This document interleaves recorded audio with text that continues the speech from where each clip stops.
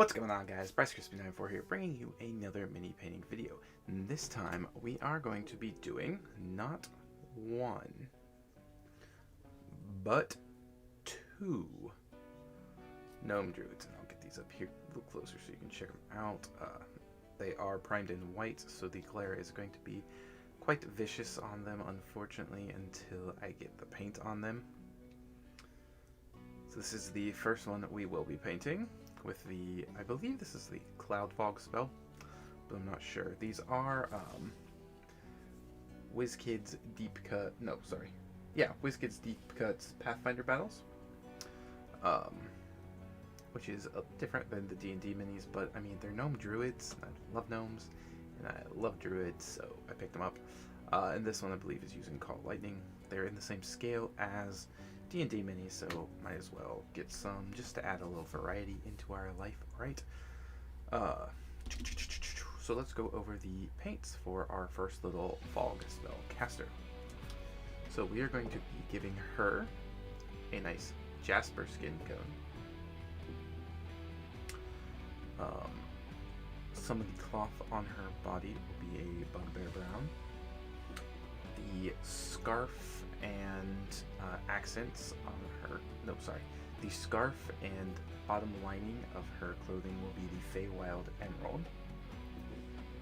The wood of her sickle will be an owlbear brown. My cat is meowing. Let me pause real quick and take care of her.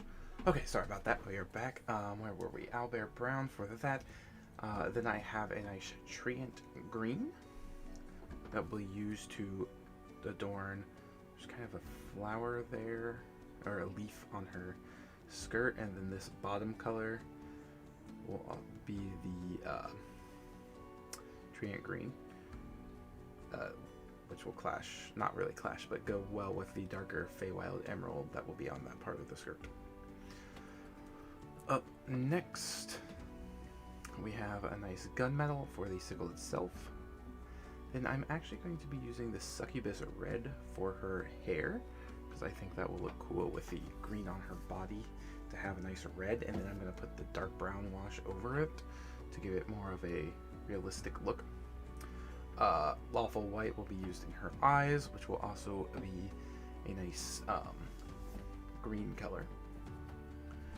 Then the Fog Cloud spell, I think I'm going to go ahead and use a nice gray wash over. Now, that moves us on to our second druid, the one calling lightning with the larger sickle. Excuse me, I'm like choking on my own saliva, kind of gross, sorry.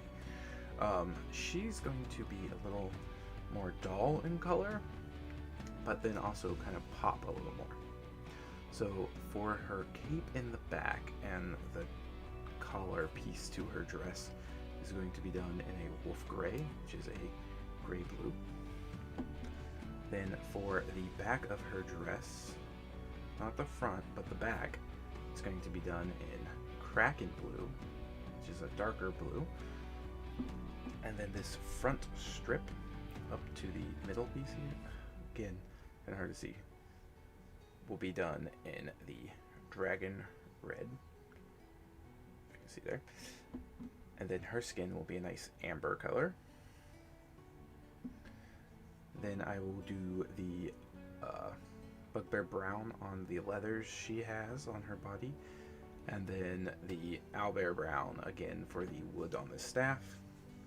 I have some other browns coming in for wooden colors because I commonly use those, but I didn't have a lot of browns, so I was like, I'll order some more. So I ordered some Vallejo brown colors, or no, some Reaper, because I want to try Reaper paints out.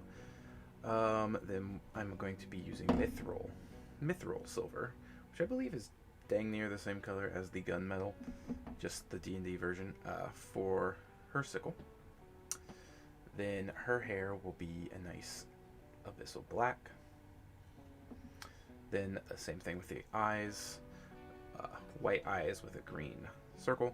And then that was unfortunate, but unfortunately I don't believe it will arrive on time. We're supposed to get some pretty heavy snow and I really want to paint these minis, and then the package got delayed, so it's not supposed to be here till, I don't even know, like 3 weeks out. But I ordered some Vallejo game ink to do the translucent lightning, and it's not going to be here. But when it gets here, I will finish this figure, and I will show it in it before I start painting one of my other minis, just so you guys can see the true finished product. Oh, and I forgot to mention the bottoms are just going to be done with the Castle Gray. But yeah, those are our 2 female gnome druids that we will be painting in this video. So let's quit talking and let's get to paint.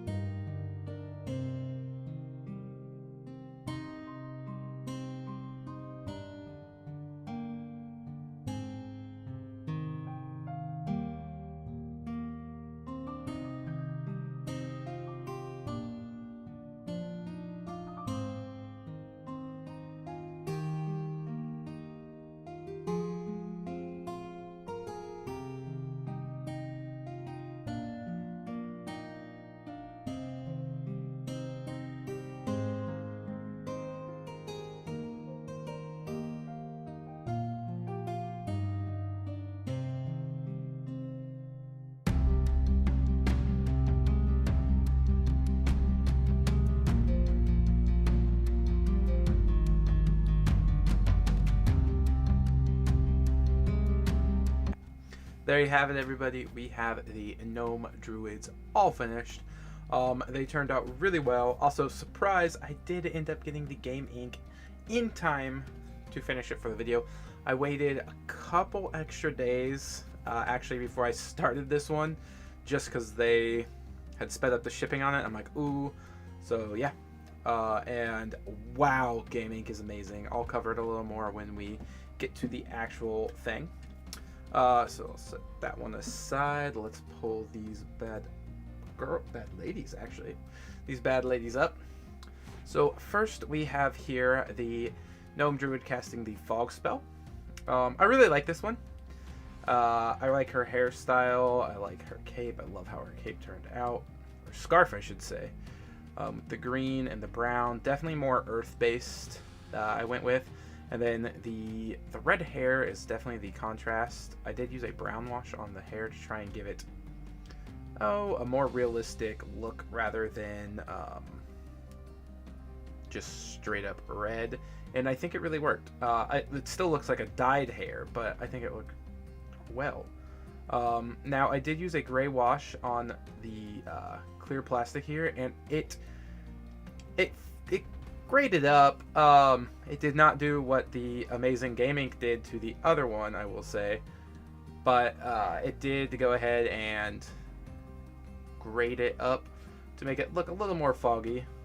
I still don't even know if it's the fog cloud spell, but I'm gonna call it the fog cloud spell because I know druids get that. Do they get that? I'm a druid and I don't even know. But yeah, so I really enjoy how she turned out. Now, she was my favorite design, but this is my favorite paint. I went more with a... So I feel like you have Circle of the Land Druid here with her colors. So I went with the grays and blues for more of a Circle of the Moon Druid. Shout out Volstagg. So it's got a nice wolf gray scarf on her. Actually, hers is a cape. Then I went ahead and connected down the shawl. And also her fingerless gloves are that same color. It's kind of hard to focus on those. She's got the red on the cape for a little bit of, contrast with the blues. She's got her scrolls on the side. I like her sickle a little better because it's longer and it's got that spear point, which I don't know what that serves. Like, you're going to slice in and stab, I guess? Maybe? I don't know. But the lightning.